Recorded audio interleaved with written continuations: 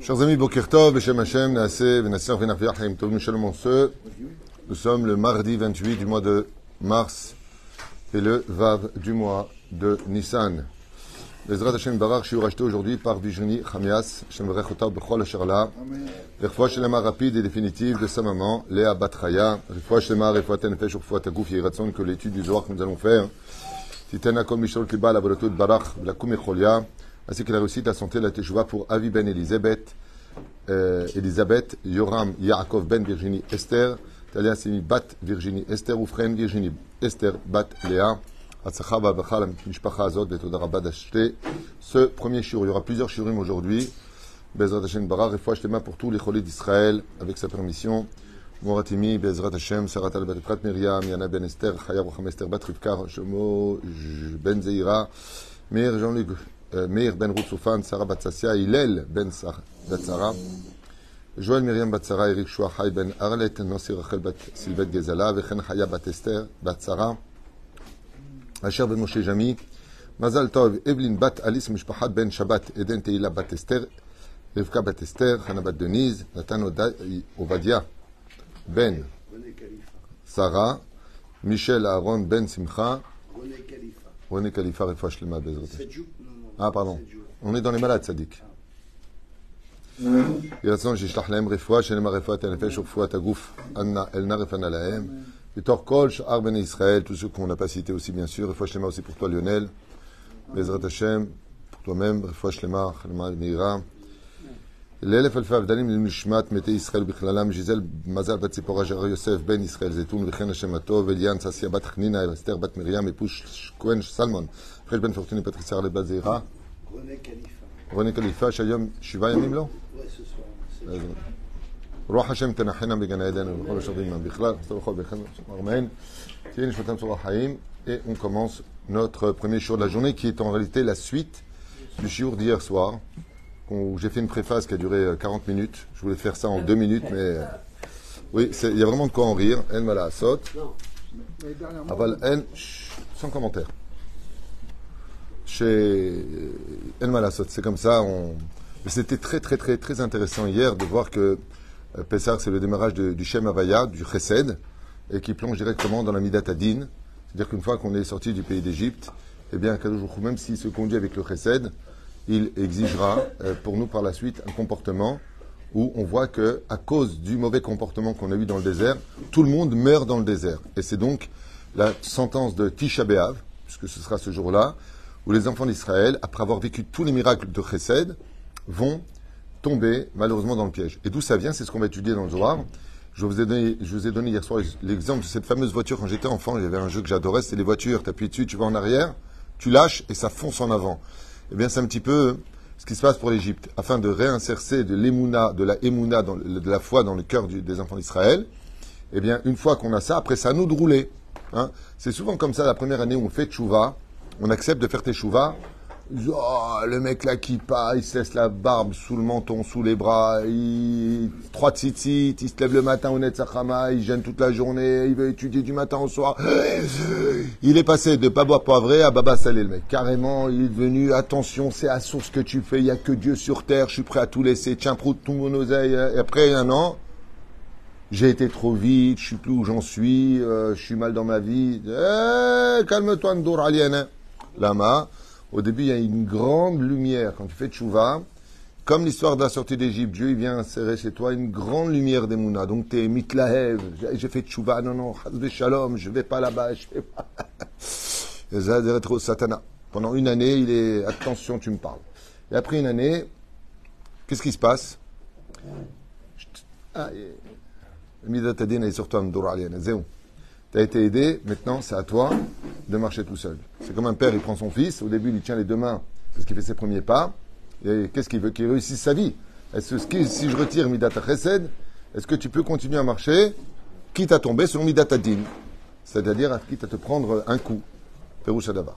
Et ça c'est la plus grande chose, ce qui fait que tant qu'un homme vit sous l'égide de Midat Chesed, il vit de la pitié de Dieu, des cadeaux de Dieu, parce que Dieu lui donne, parce qu'il ne mérite rien. Si ce n'est pas Dieu qui avait ça en lui de donner, eh bien, sa vie aura été ce qu'on appelle Benoni.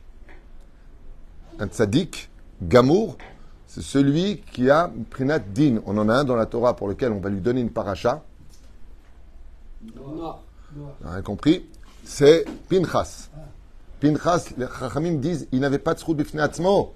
Il a été sauvé parce que Dieu a vu Abraham qui venait de lui. D'accord? On l'avait étudié ensemble.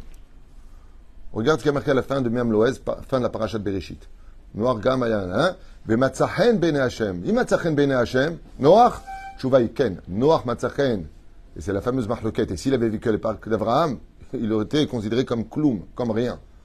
Mashma mikan, que parce que de Noach devait venir un tzaddik comme Abraham, et c'est marqué noir sur blanc dans la Mishnah de Maseret Avot, 5e chapitre. 10 Dorot de Adam jusqu'à Noach. 10 générations de Noach jusqu'à Abraham. Ad Sheba Abraham et Kibel Schar Kulam. Hein? Et qu'est-ce que tu fais de Noach? Mashma mikan, que la Mishnah te fait un clin d'œil. S'il n'y avait pas eu la naissance d'Abraham, ça n'aurait pas été suffisant pour sauver le monde. C'est ce que fait Moshe Rabbeinu quand il vient pour tuer l'Égyptien. Il regarde à droite et à gauche. Vas-y à droite, à gauche. Il regarde, est-ce qu'il a du sroutavot? Est-ce qu'il aura un tzaddik qui viendra de lui? Pourquoi est-ce que Yaakov il a eu peur de tuer Esav? Parce qu'il savait qu'il allait tuer Rabbi Meir Balanes et Antoninos, qui venaient des entrailles de Esav. Plus tard, la reine, on regarde le sroutavot et la suite. Des fois, tu vois des gens, tu ne comprends pas pourquoi Dieu leur donne, pourquoi ils vivent ces gens-là. Ils sont méchants, ils sont toxiques, Parce que malgré tout, de ces épines va sortir 13 pétales de rose qui vont faire de son histoire une rose entière. Péroucha d'Avar, que dans 3 générations, va venir un grand tzaddik d'eux. Pourquoi? Demande à Dieu. Lavan, il a eu Rachel et Léa. Il faut faire la liste Bethuel, Rivka, Ani lo yoder. Ani lo yoder. Masheken, il faut être capable de passer dans l'un à l'autre. On commence quand même le soir, je me la ferme et on y va, parce que là, c'est pas possible. Ah! Hein?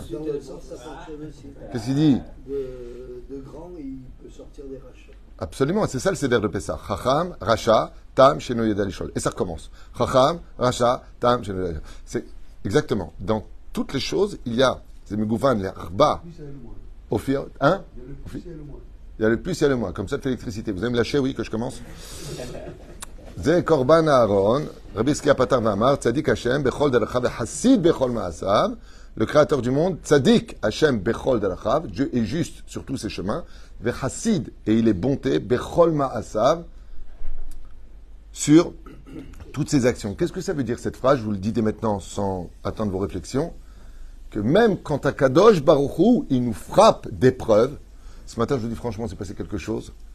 J'étais en train de penser à la Gemara de Sanhedrin, et je vous regardais tous. Comme je connais plus ou moins vos vies privées, j'ai pas vu une seule personne qui n'a pas une très très lourde épreuve sur lui. Kol echad mikem, il a son lot d'épreuves. Mamash kamash est caché. On a envie de dire à Dieu, mais pourquoi, si tu nous aimes, tu nous fais tellement souffrir, toutes les solutions sont chez toi. Et ça ressemble à quoi? Comme une maman qui prend son fils et qui l'emmène à la salle de bain pour le laver. Elle voit que la boue qu'il a sur lui, elle est tellement collée qu'elle est obligée d'augmenter l'eau chaude. Et elle est obligée de frotter de plus en plus. Le petit dit, j'ai mal, il dit, je suis obligé de te nettoyer. Pour la Géoula, on est obligé d'être nettoyé. La reine, ne vous étonnez pas des coups et de la chaleur des épreuves qui nous atteint. Aval vient le verset qui dit Vechassid bechol ma'asav. Bechol ma'asav, dans toutes ses actions. Mais c'est toutes ses actions. Le ma'asav. Non, bechol. Mazel shtaim. Quand Dieu il est chesed avec toi, quand Dieu il est midatadin avec toi, c'est que du chesed. Vechassid bechol ma'asav. Vous sachez. Même quand les choses ne se passent pas comme on veut, même quand les épreuves sont très dures, Vechassid bechol ma'asav. Ne jugez jamais Dieu pour une épreuve qui vous frappe. Quoi qu'il vous ait pris, quoi qu'il ait fait. Ne le jugez pas. Pourquoi? Parce que Vechassid Bechol Ma'asav. C'est comme le médecin, il vient, il fait une piqûre, il remet l'os à sa place, le mec il hurle. Qu'est-ce qu'il dit au médecin?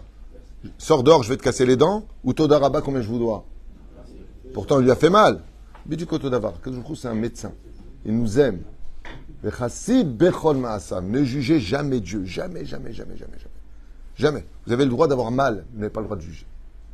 Parce que, Akadosh Baruch Hu ou Raktov, il n'y a pas pire au monde que de dire du mal d'une personne qui nous a fait du bien. Alors qu'est-ce qui nous fait mal? On l'a déjà dit 1000 fois dans les cours, l'ignorance du pourquoi. Tov, Chazak ou Baruch. Tzadik Adonai bechol derachav, arei lamadnu. Kama yesh livne adam, listakel birvod Adonam. Combien l'homme se doit de regarder l'honneur de son Dieu. Velo yatum midarchem lachutz. Il ne doit pas, Hazve Shalom, sortir du chemin vers l'extérieur. Qui bechol yom vayom. Car chaque jour, hadin talui ba'olam. Écoutez bien les mots. Pour comprendre profondément ce shiur, je vous conseille de regarder le shiur d'hier soir, qui est très important. Il dure 40 minutes, mais ce shiur-là, il est très important pour comprendre l'essence même de l'histoire de la sortie d'Égypte, le cours d'hier soir. Mamash, Kadosh Baruch Hu commence par le Chesed, c'est pour ça qu'on a vu que Pharaon, on a vu que les nations du monde sont régies par Midat Hadin, soit que le premier jour de Rosh Hashanah, qui est Din Kashia, c'est pour les Omot HaOlam, c'est pour les nations du monde, et le deuxième, Din Rafia, qui est plus doux, c'est pour nous. Chez Israël, Yeshlem Tshuva, Goim Enem Tshuva, Ernem Istader, comment tu peux dire ça et ça? Ils ont 7 mitzvot, des choses simples, et un libre arbitre très minime, donc c'est normal, c'est réajusté. Nous, on a un libre arbitre qui atteint entre 50 et 60%, et nous avons 613 mitzvot, plus 7 des Rabbanan. Donc plus de personnalités, plus de Ophi. C'est pour ça que les Juifs n'ont pas besoin d'être des milliards sur Terre pour être partout. On n'est même pas 12-13 millions maximum de Juifs, et encore, il faut vérifier qui est la mère, sur Terre, et on est partout. Comment c'est possible? C'est dû à l'énergie que nous dégageons. C'est ça? Quand les Juifs débarquent 50 familles dans un endroit, tu peux être certain que le lendemain, c'est l'Eldorado. Makara. Je vous dis ça parce que j'ai lu un article qui parlait des Juifs qui sont arrivés vers la fin de 1800 en Sibérie. C'est devenu l'Eldorado. Un truc de fou. Et on a trouvé de l'or, des diamants, de l'essence. Un truc de fou. Tov. Mishum Sha'olam Nivra Aldin. Donc c'est le cours d'hier. Maintenant on est dans Zohar Kadosh. Car le monde a été créé selon Midat Elohim. Bereshit bara Elohim. Et Hashem ve'etaretz. Quand Midat Adin vient, Va'eretz Haïta Tohu Vavou. Et le monde était Tohu Vavou. Dès qu'il y a Midat Adin, le monde il se fait petit. Aldin. Mashmamikan, que Dieu veut en réalité gérer le monde selon Midat Adin ou selon Midat Chesed? Selon Midat Adin, c'est ce que vient faire le Mashiach. Le Mashiach, il faut savoir une chose. Il vient réinstaurer l'idée originale de la création du monde sur Terre. Ça veut dire remettre l'état de l'humanité à Adam avant la faute, où la Midat Chesed était encore accompagnée de Midat Adin, jusqu'à faire disparaître Midat Chesed et laisser que Midat Adin. C'est vraiment passé de Hillel à Shammai. C'est ça? Et c'est pour cela que chacun de nous devons absolument nous protéger de toute faute sur terre, car l'honneur de Dieu est mis en cause dès que l'on faute. Ça veut dire, Stam, en exemple, tu vois quelqu'un qui fait quelque chose de pas bien, tu lui dis, dis-moi, t'as pas honte? Tu sais que Dieu, il te regarde. Tu sais que tu es en train de fauter devant un Kadosh Baruch Hu. Imagine qu'il y ait 2 flics, tu es en train de faire un casse, il y a 2 flics qui te regardent, tu fais le casse. Donc tu me diras aujourd'hui, ils ont volé des voitures de flics en face du commissariat. Tom, Kieno Yodea Shazman Shadin Shora Alav. Et là, le Zohar Kadosh nous fait un clin d'œil. Fais attention. Il dit pourquoi? Il dit parce qu'il y a des cycles où c'est Midat Adin, il y a des cycles où c'est Midat Chesed. Par exemple, à quel moment les dinim ils s'abattent sur terre? Bonne réponse. Dès que vient le soir, hop, les dinim ils s'abattent sur terre. C'est pour ça qu'une personne qui est en général malade a souvent beaucoup plus mal la nuit que le jour. On ne fait pas en général de Bikur Cholim la nuit, parce que c'est les dinim. Vous verrez même vis-à-vis des rouchot dans les maisons, quand il y a des esprits ou des choses mauvaises, la journée en général, elles font du bruit. Le soir, elles attaquent. C'est-à-dire que la Midat Adin, le soir, elles attaquent. C'est pour ça qu'on est beaucoup plus propice de fauter la nuit que le jour. C'est pas pour rien qu'on appelle ça les boîtes de nuit. C'est là. Parce que c'est des choses qui se vivent la nuit. Et là, par contre, les forces du mal, comme on va le voir ici, vont te pousser à la faute pour forcer Dieu à échouer dans son plan. Ça fait partie des plans divins aussi, tout ça, ne vous inquiétez pas. Il n'y a pas les forces du bien face aux forces du mal. On n'est pas dans la théologie chrétienne. Yoshev Evetov Shora Alavadin. Il dit une personne peut être très très très bien à la maison, il fait des choses, mais c'est pas qu'à ce moment-là, il y a Midat Adin. Prenons un exemple très connu. Qu'est-ce qui se passe quand on parle à la synagogue pendant le Sefer Torah ou la Chazara? Qu'est-ce qui se passe? C'est très simple, sachez-le une fois pour toutes. On a beau vous le dire, mais il n'y a rien qui se passe, les gens n'arrivent pas à comprendre. Il y a un bug dans la tête. Qu'est-ce qui se passe quand on parle? Au moment où toi tu parles dans une Beth Knesset, d'ailleurs, j'ai une question à poser. Beth Knesset, c'est Midat Adin ou Midat Chesed? Adin, bonne réponse. D'où tu sors ça dans la référence? Il fait Manora Makomazé. C'est marqué noir sur blanc. Quand Yaakov Avinu, il comprend là où il dort. Manora Amakomazé. Manora. Combien il est terrible. Quand on rentre de Teknes, il faut rentrer dans la joie. Aval Amon Ira. Va'ani tefilati l'chadonait ha'etzon. Elohim berov hazdecha aneni bemitishecha. Quel nom on a dit? Elohim. Quand tu rentres à la synagogue, fais attention. Ici, ça plaisante pas. Quand on parle dans la synagogue, tu sais, on se met de côté dans la cuisine et on croit que, bon, ça va, je dérange pas le chazan. On est au club. On vient ici pour se kiffer les cafés là-bas et on parle. Ouais. Ma Corée, au lieu de venir s'asseoir et étudier ou de prier, au moment où tu parles dans le ciel, tous les anges accusateurs y parlent. Dès que tu parles dans la synagogue, tu fais parler les anges accusateurs. Dès que tu fais du Lachon Hara, tu as les anges accusateurs qui parlent. Tu parles de l'autre, parlez de lui. Karmevi à Sefer Ahavat Chaim, du Rav Menachem. Le rapport de référence extraordinaire. Il dit, dès que tu parles dans un endroit où il ne faut pas parler, ne t'étonne pas des malheurs qui peuvent s'abattre sur toi. Pourquoi tu dis ça? C'est trop dur de dire une chose pareille. Ou Aliyah, comment on va faire? Atchouvaï, Pachout, tais-toi. Parce qu'il y a des endroits où on te dit Assour les daber. On aura mettre toutes les affiches. Si tu vas à la synagogue pour parler, tu vas aller pour prier. Ou dans la synagogue, c'est l'endroit où tu dois le plus parler, mais à Dieu. Enfin voilà, vous avez compris. Il n'y a rien qui se passe. Il faut toujours qu'on se la ramène. Les gens, ce qu'ils ne savent pas, c'est que quand tu parles à la synagogue, ouais, et que tu avais des bons décrets, tu as les anges accusateurs qui se lèvent. Et c'est pareil. C'est pareil. Si vous saviez combien la vie et la mort dépendent de notre bouche, on serait tous muets toute la journée. Comme Medabrim Shtuyot Mamash Bemit Sakvaniot. Chaval alazman. J'adore Medaber Bitsura Yafa. Yotse mi beto lachutz, shorei alav adin. Et le Zohar HaKadosh nous dit, par exemple, dès que tu sors de ta maison, mais attention, regardez comme c'est beau. Dès que tu sors de ta maison, shura alav adin. Le din, ça bat sur toi. Dès que tu sors de la maison. Vous savez, je vous dis ça avec émotion, je veux dire pourquoi. Parce que dans le domaine psychologique, et ce dans tous les domaines, quand on ne va pas dans la vie, où est-ce qu'on va? Chez soi. Quand ça ne va pas, tu vas chez toi. Donc chez toi, c'est censé représenter le nid de la chaleur et de l'amour, de la protection. Quand tu sors dehors, tu es dans la jungle. Midat Adin, elle observe le monde. Quand tu rentres chez toi donc, Midat Chesed. Et nous, qu'est-ce qu'on a fait? On a rentré Midat Adin à la maison. Il y a des gens, ils n'osent plus rentrer chez eux. Il y a une femme qui m'a dit récemment, mon mari, quand il rentre, j'ai une remède qui me pénètre. Une rassera. Pourquoi? C'est des disputes et des remontrances. Et le sens contraire aussi. Hein. Il y a des maris qui restent dans la voiture en train de regarder des films dans la voiture et ne veulent pas rentrer chez eux. Pourquoi? Ça hurle, ça insulte, ça critique, ça pique, ça démonte, ça défait. J'ai pas envie. Alors dehors, c'est la jungle. Et à la maison, il n'y a pas besoin de midatadine, il n'y a pas besoin de démons. Nous sommes nous-mêmes les démons. Ça veut dire qu'on va se comporter vraiment. C'est le seul endroit où... Écoute, j'en ai marre, je rentre chez moi, j'en peux plus, laissez-moi tranquille. Le mec qui rentre chez lui, c'est la guerre. Je vais où? Alors on va dans les bras de la Sitra Hara. C'est pour cela que les parents, vous avez un devoir très important dans l'éducation, c'est de toujours donner une ambiance de fête à la maison à vos enfants. N'oubliez pas cette phrase. Parce que si vous ne leur donnez pas ça, ne vous étonnez pas que les forces du mal vont leur ouvrir les bras avec de grandes chaleurs, beaucoup d'amour. Viens chez moi, moi je vais te donner ce qu'il te faut. Et ce que je vous dis, malheureusement, on le vit dans beaucoup de cas.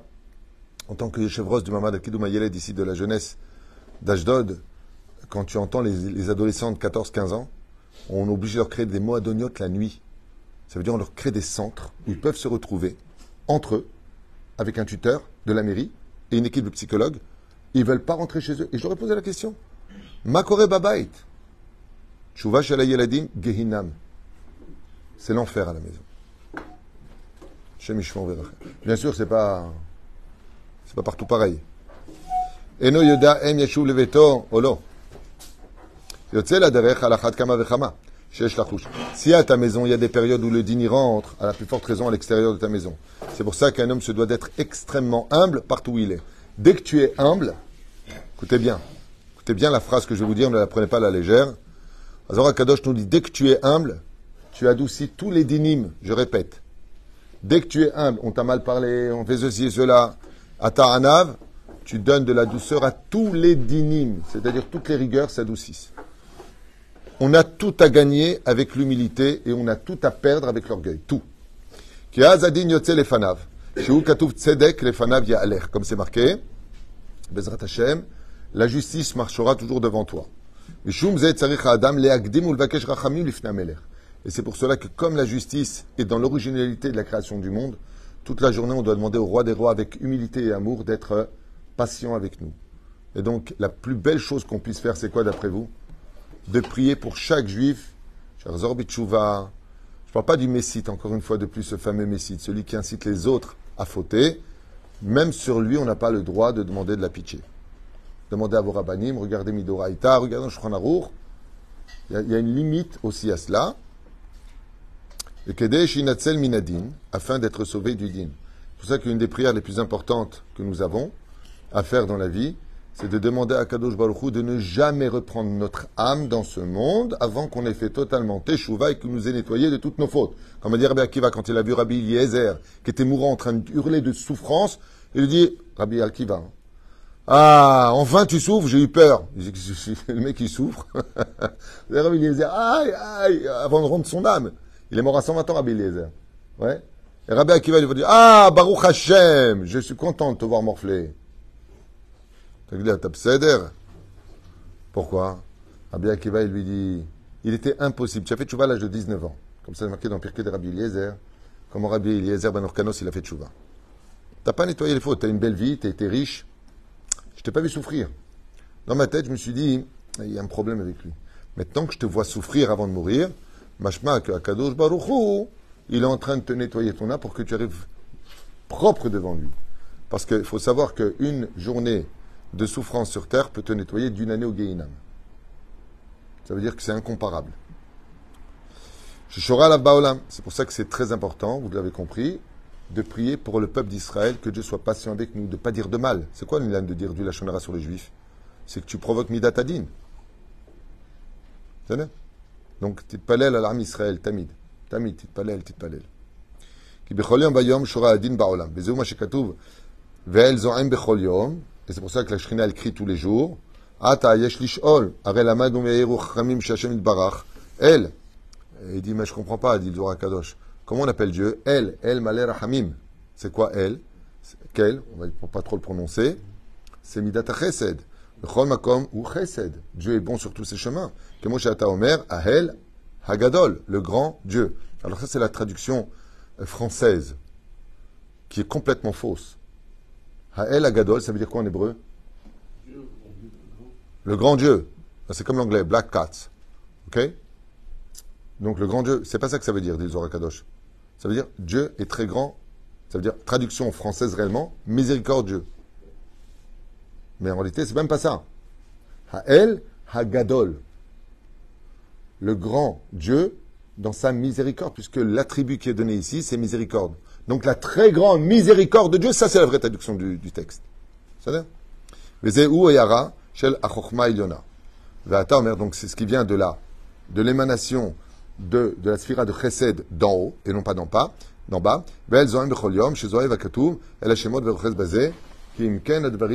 Écoutez, c'est un peu long, je vais essayer de raccourcir un peu, parce que c'est magnifique. Et qu'est-ce que font les Rechaim dans ce monde? Ils renversent la Midat HaChesed en din. Pourquoi? Parce qu'ils prennent la gentillesse de Dieu pour de la faiblesse. Comme il ne se passe rien pour eux quand ils sont Mechalel Shabbat, ils ne mangent pas kasher, ils font des averot. Le Zohar Kadosh, il dit le problème des Rechaim. Pourquoi est-ce qu'ils le payent cher à la suite, les Rechaim? Et surtout pas dans ce monde. Pourquoi Dieu ne veut pas que les Rechaim payent dans ce monde? C'est marqué noir sur blanc. Akadosh Baruch Hu ma'avir la Rechaim parashat Vaytranan dans le livre de Devarim. Ma'avir la Rechaim. Alpanav le avido. Dieu donne tout Rechaim dans ce monde pour les moindres mitzvot qu'ils font, pour les faire perdre après la mort. Vous ne croyez pas en la mort, vous ne croyez pas qu'il y a une vie après la mort, vous ne croyez pas que vous allez être jugé, qu'il y a le Gan Eden qui vous attend, le Gehinam, la avirotam. Aval, qu'est-ce qui provoque dans le monde? Rechaim et aprim et arahamim ledin. Ça veut dire qu'ils font monter la sauce tellement haute que Akadosh Baruch Hu est obligé, à cause des anges accusateurs, de faire passer le monde de Chesed au monde du din. Alors,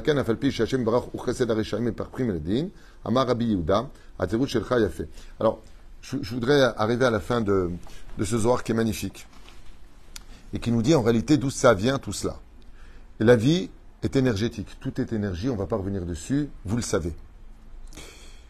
Il y a des gens qui vont pêcher. Vous savez, pêcher du poisson. Comment on fait pour pêcher du poisson? On prend une canne à pêche, d'accord? On met un abceau. On met un appât, il faut bien qu'il y ait quelque chose à mordre, et on le jette. Et c'est le premier poisson qui mord qui se fait avoir. C'est exactement comme ça que ça se passe. Le Zohar Kadosh, je le fais comme ça en Kitour parce que je sais que chaque mot, je vais m'étaler pour expliquer clairement, mais c'est tellement beau. Il dit comme ça, que, comme on a vu hier, pourquoi Dieu a créé les démons? Parce qu'il a créé les anges. Pourquoi Dieu a créé l'obscurité? Parce qu'il a créé la lumière. C'est-à-dire, Perouche Adavar, que Zé Kenegedze Asa Hashem, toujours, là où tu as du miel qui est doux, tu auras des abeilles qui piquent. C'est-à-dire, dans tous les exemples de la vie, c'est pour ça que d'ailleurs dans le couple, quand il y en a un qui est dur, il faut que l'autre soit doux. Des fois, tu entends la mère qui dit au père ou le père qui dit à la mère, t'es trop laxiste, t'es trop ceci. Et lui, il répond, mais toi, t'es trop dur. Quand il y en a un qui est dur, l'autre doit être doux. Parce que si les deux sont durs, l'enfant, il étouffe. Mais pas, il y en a un qui est doux, et l'autre, il est dur, my Fräulein. Non, normaux. On parle d'éducation de gens normaux, pas des gens qui se vengent sur les enfants ou qui prennent leurs enfants pour des psychiatres. Tu dois me comprendre, je suis fatigué. L'enfant, il n'est plus rien, il est fatigué, il va se reposer. Lui, il ne comprend pas ton problème. Et la reine Bissiata d'Ishmaïa, je vous explique. Le Zohar Kadosh nous explique comme ça à la fin, quelque chose de nifla. Il dit dans les mondes parallèles, quand on fait des avérotes, on va créer de mauvais anges, ce qu'on appelle des avérotes. C'est avéra. Pourquoi on appelle ça avéra en hébreu? Alors, traduction française du mot avéra, faute. Pas du tout. Oui, mais traduit. Alors, tu as raison de le dire, tu as transgressé, tu as raison de le dire, mais même ça, c'est faux. Bravo. Ça, c'est la vraie traduction. Bota avoir les cannes, traduis-moi. Bota avoir les cannes. Tu viens transgresser? Non. Le mot avera veut dire en hébreu passer de l'autre côté. C'est pour ça qu'on appelle ça sitra achara, l'autre côté. Oui, non. Regarde, professeur Lévy, si je te dis, viens, assieds-toi à côté de Lionel, est-ce que tu transgresses quelque chose? Non. On n'est pas forcé de passer ma limite. C'est vrai que tu vas te déplacer. C'est curieux. Et la preuve en est, pour le mot faute, tu as plusieurs mots pour le dire. Avon, pécha, chata'a, avera. Oh, combien pour dire? Et tout ça en français, ça fait faute. Pas du tout. Pas du tout. C'est chaque mot en hébreu. C'est pour ça que quand les gens me disent oui, enfin bon, écoutez, j'ai une traduction parfaite de l'hébreu, c'est du comique de dire ça. Tu ne peux pas traduire l'hébreu. Vas-y, traduis-moi. Nefesh, ruach, neshama, chaya, yerida. Am. Voilà, super. Pas du tout. Il n'y en a pas un qui veut dire la même chose que l'autre. La racine hébraïque n'est pas traduisible. C'est une langue qui est kodesh. On le dit dans nos prières. Tu nous as choisis parmi tous les peuples et tu nous as donné une langue qui n'a rien à voir de tous les peuples. La langue sémitique, la langue hébraïque n'a rien à voir avec les autres langues. On ne peut que traduire dans l'explication de la Kavana les mots. C'est pour ça d'ailleurs qu'il y a des choses qui sont tellement profondes qu'il y a de plus en plus de mots loasi, c'est-à-dire étrangers, qu'on insère dans l'hébreu. Oui. Par exemple, il y a un mot, est-ce que actuel, on dit ou actuali, qui est un mot français, actuel, actuali, on l'a rendu israélien, actuali, ou relevanti. Relevanti, c'est de l'anglais. Et en hébreu, actuel n'existe pas. Hein? Arshav, ça ne veut pas dire actuel. Arshav, ça veut dire maintenant. Alors on va dire, est-ce que c'est Adaïn Metsiuti? Est-ce que c'est encore réalisable? Kayam? Mais ce n'est pas la traduction du mot réalité. Tu sais pourquoi? Parce que la réalité, c'est toi qui peux la changer. On n'est pas dépendant d'une fatalité. C'est pour ça, Zerelevanti, l'orelevanti. Vas-y, l'orelevanti. Si tu penses que tu ne peux pas changer ta destinée, c'est que tu n'as pas de Torah dans les mains. Parce que la Torah est au-dessus de toutes les destinées. On peut être beaucoup plus que ce que l'on est. Le mot avera, ça veut dire quoi? Faire passer de l'autre côté. Quand on fait quelque chose, on fait passer de l'autre côté quelque chose qui va les pécher. Je sais que c'est un petit peu dur ce que je veux dire, des démons. Ce qui fait qu'on va créer des brèches entre nous et les mondes parallèles. Ces démons-là, étant donné qu'on n'a pas fait d'incantation, on ne les a pas invités ouvertement, mais on les a invités par notre Zeralevatala, par notre Lachonara, par notre colère. Tout ça, ça crée des brèches, des petites fissures. Et qu'est-ce qu'ils font eux? Le Zohar Kadosh nous dit, ils viennent pêcher l'esprit de l'homme pour le faire passer de leur côté à eux. Et donc, ils rendent fous les hommes, ce qui fait que les hommes n'ont plus d'objectivité, on devient fou. On devient fou, on va jouer. Parce qu'il faut savoir que, comme le dit la Gemara, les démons sont empreints de deux côtés. Un qui est très dur, les démons n'ont aucune pitié, sachez-le, aucune rachmanout. Ils se réjouissent de la souffrance, un peu comme les PN, c'est pour ça que j'appelle ça dans mon livre des démons au visage d'ange, parce que un PN n'a de joie que quand il voit l'autre mourir dans sa douleur. Eh bien, c'est exactement pareil pour chaque démon. Il n'y a pas de rachmanout chez les démons. Et il y a deux sortes de démons, les mézikim et les matzrikim. Les nuisibles et les blagueurs. Et même les blagueurs sont dangereux. Mais ils se rient. Par exemple, le mec qui va tromper sa femme, et pour lui, c'est un jeu. Oh, ça va, j'ai rien fait de mal. Ce qui compte, c'est qu'elle ne le sache pas. Tout ça, ça vient des forces démoniaques, Rabotai. Bon, ça fait un peu bizarre de parler de ça. C'est pour ça que l'El Shimurim, Pessah, est relié à l'El Shimurim. Regardez ce que dit la Gemara. Mazé l'El Shimurim, qu'est-ce qu'il dit? C'est une nuit où il n'y a pas de démons. Chez Nishmar Mikol Mezekim. C'est une nuit où on est protégé de toute chose extérieure. Ce qui fait qu'à Pessah, si tu fous le balagan, c'est pas eux, c'est toi. C'est que tu n'as pas fait le nettoyage de Pessah intérieur. Comme on l'a dit dans le cours, le ménage psychologique de Pessah. Un cours à voir et revoir, je vous le conseille. Ken. D'accord. Donc, on est passé. Abraham à Ivry qui est passé de l'autre côté du Jourdain. Lui, face au monde. D'accord. Alors, c'est exactement, je vais te dire quelque chose par rapport à cela. C'est pourquoi on dit Abraham à Ivry, pourquoi on est des Hébreux. Parce qu'on est passé de l'autre côté des forces du bien. Il ne faut pas repasser de l'autre côté. C'est là. Il ne faut pas passer de l'autre côté. Ce qui fait que dans la Torah, on te dit Altie sauté mina derer, ne sors pas du chemin, ne passe pas de l'autre côté. C'est là. Il ne faut jamais rester, il faut tout le temps passer. Passer où?